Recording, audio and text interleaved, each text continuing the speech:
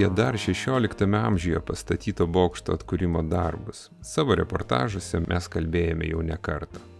Ir kiekvienas šio renesanso epochą menančio statinio sugrąžinimo etapas vis plačiau atveria vartus į mūsų miesto istorijos vizualizaciją.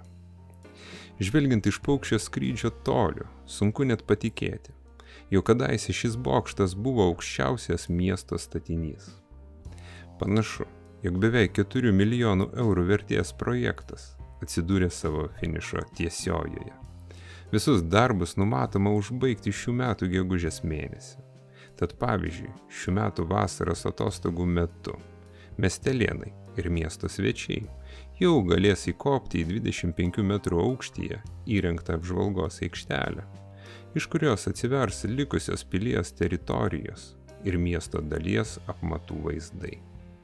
Bet žinoma prieš tai, svečiai aplankys žemesniuose lygiuose įkurdintas 19 ir 20 amžių sandūros Klaipėdos miesto technikos ir technologijų pažangos ekspozicijas.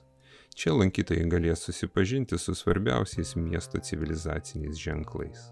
Ir kol žiemos, tos pačios, kuri labiau primena pilką rudenį, viduryje, taip retai mūsuose sutinkama saulė ritinėjasi senamiesčio stogais. Mes tikimės patiktukų, komentarų ir kanalo prenumeratas. Iki kitų kartų.